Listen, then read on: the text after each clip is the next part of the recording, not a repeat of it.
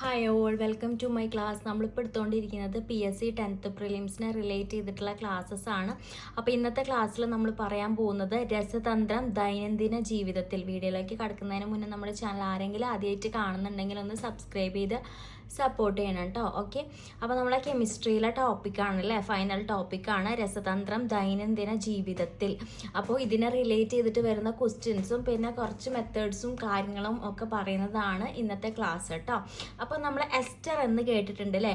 ആൽക്കഹോളും organic ആസിഡും കൂടുമ്പോഴാണ് നമ്മൾ എന്തുണ്ടാവുന്നത്, എസ്റ്റർ ഉണ്ടാവുന്നത്. അതുപോലെ തന്നെ പാമറ്റിക് ആസിഡും സ്റ്റിറിയിക് ആസിഡും ഒലീക് ആസിഡിൻ്റെ കൂടെ ഗ്ലിസറോൾ ചേരുമ്പോഴാണ് എന്ത്, എണ്ണകളും കൊഴുപ്പുകളും ഉണ്ടാവുന്നത്. ഈ എണ്ണകളും കൊഴുപ്പുകളും ആൽക്കലിയായി കൂടി ചേരുമ്പോഴാണ് നമ്മുടെ സോപ്പ് ഉണ്ടാവുന്നത്. നമുക്ക് 10ാം ക്ലാസ് തരത്തിൽ പഠിക്കാനുള്ളതാണ് സോപ്പ് ഉണ്ടാക്കുന്ന പ്രോസസ്സ് സാപ്പോണിഫിക്കേഷൻ എന്ന് പറയുന്നത് അല്ലേ.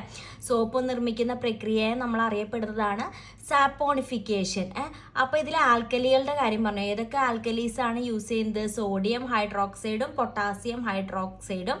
സോപ്പ് 2 തരം സോപ്പുണ്ട്, ടോയ്ലറ്റ് സോപ്പ് ഉണ്ട്, വാഷിംഗ് സോപ്പ് ഉണ്ട്. അപ്പോൾ ടോയ്ലറ്റ് സോപ്പിൽ യൂസ് ചെയ്യുന്ന ആൽക്കലി ഏതാണെന്ന് ചോദിച്ചാൽ പൊട്ടാസ്യം ഹൈഡ്രോക്സൈഡ് ആണ്.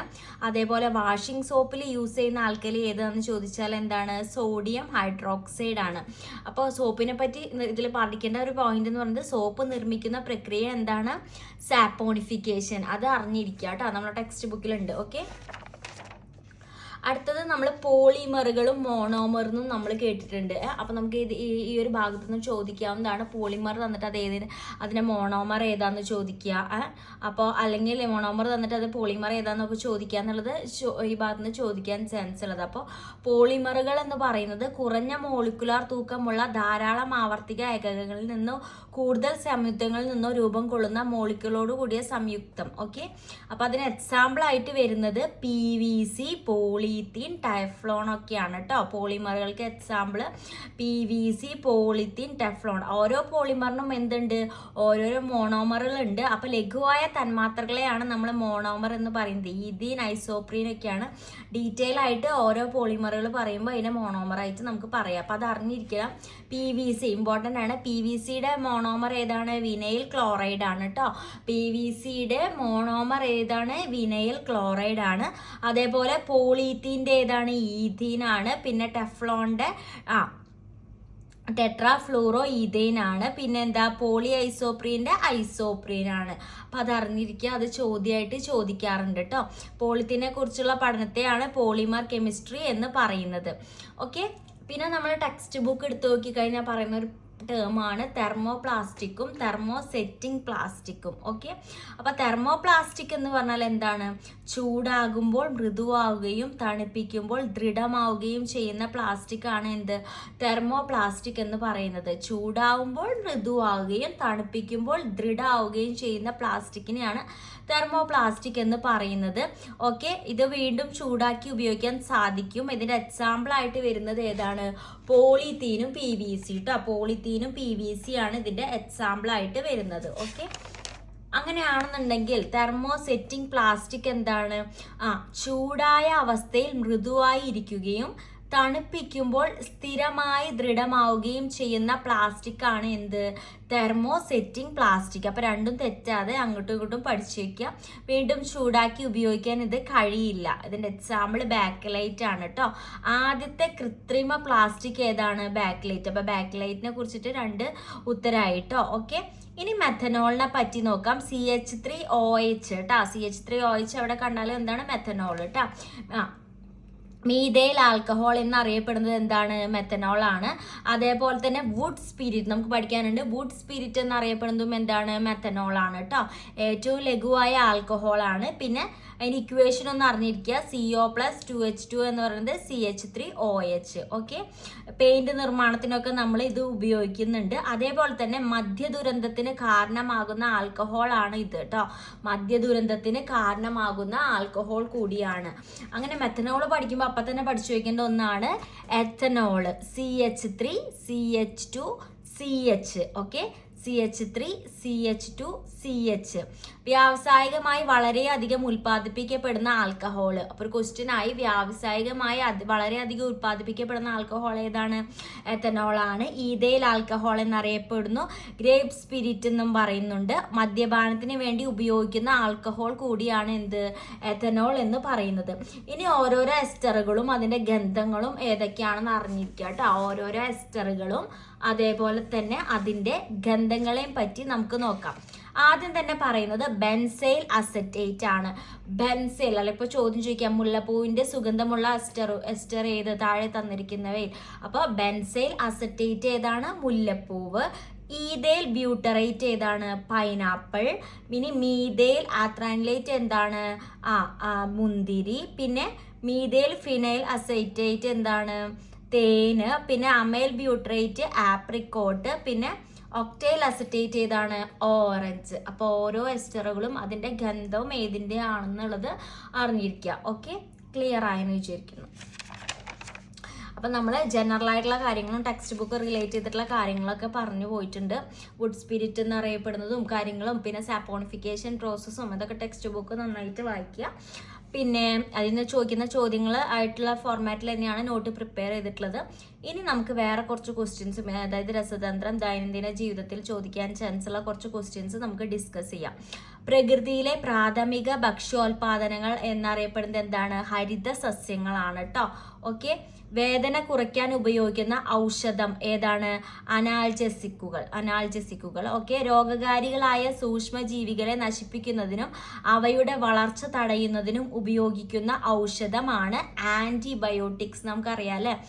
അപ്പോൾ നമുക്ക് ആന്റിബയോട്ടിക്സ് കഴിക്കാന്നൊക്കെ നമ്മൾ കേട്ടിട്ടുണ്ട്. ഓക്കെ, ഉരുക്കിനേക്കാൾ ദൃഢതയുള്ളതും ഭാരമുള്ളതും ഉയർന്ന താപനിലയുമായ പ്ലാസ്റ്റിക് ഏതാണ്?